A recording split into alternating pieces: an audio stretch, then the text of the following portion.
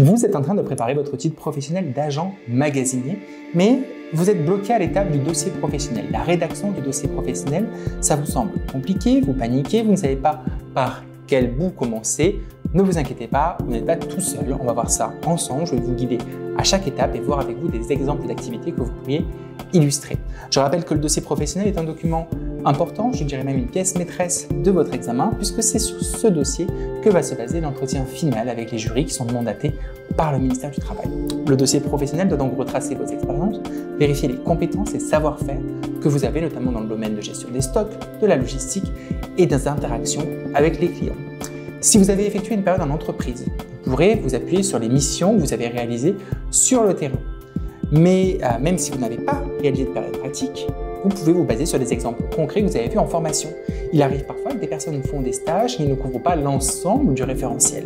Dans ce cas-là, pas de panique, vous pourrez vous baser sur ce que vous avez appris durant votre formation, sur les cours suivis, sur les compétences développées théoriques pendant les sessions de formation. Prenons quelques exemples concrets pour vous aider à rédiger votre dossier professionnel. Pour l'activité réceptionner les marchandises, les mettre en stock et inventorier le stock, vous devrez détailler des compétences comme, une des premières, c'est réceptionner et contrôler les marchandises. Par exemple, vous pourriez expliquer étape par étape, détailler bien plus que ce que je vais vous dire. Lors de ma période en entreprise, j'ai dû réceptionner les marchandises en veillant à la conformité des produits par rapport au bon de commande. J'avais le bon de commande qui m'était communiqué, vous pourriez le mettre en annexe d'ailleurs. J'ai utilisé un scanner portable pour enregistrer les produits dans notre système de gestion de stock et comptabiliser tous les produits entrants. J'étais avec le responsable de la logistique pour effectuer le contrôle qualité et une vérification des documents associés. Pour cela, pour le contrôle qualité, j'ai une grille à ma disposition et je cochais au fur et à mesure pour vérifier si les éléments étaient conformes. N'oubliez pas de préciser les outils que vous avez utilisés, les conditions de travail comme le respect des normes de sécurité, le port d'équipements de sécurité. Vous pouvez ajouter une photo du scanner, un extrait du logiciel que vous utilisez dans les annexes. À la fin du dossier, vous avez un espace pour les annexes, donc utilisez cet espace. Pour l'activité suivante qui est traiter les commandes de produits et les demandes des clients, on va utiliser traiter une commande en vue de sa livraison. Donc on dira, dans mon poste, j'ai régulièrement préparé des commandes pour les expéditions.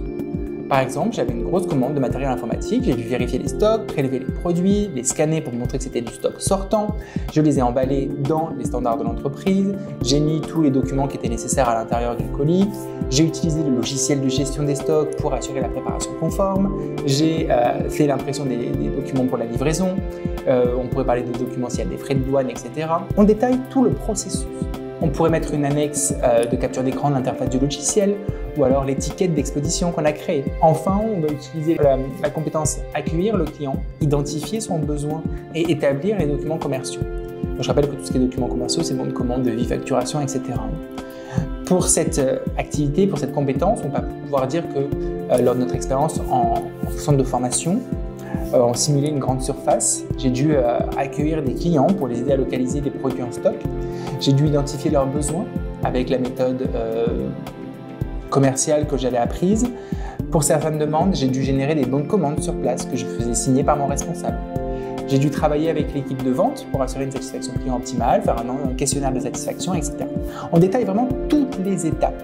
Le but, c'est que le jury, en prenant ce document, puisse se dire « Ah bah oui, il sait faire ça ». Chez jepassementitrepro.fr, on sait à quel point la rédaction du dossier est un défi.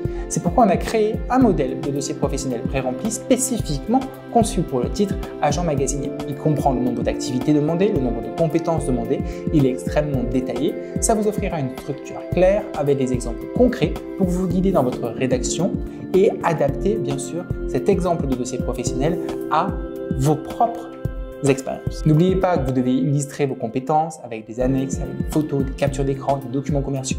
On anonymise toujours les documents, on ne met pas le nom et le prénom des gens, on anonymise toujours.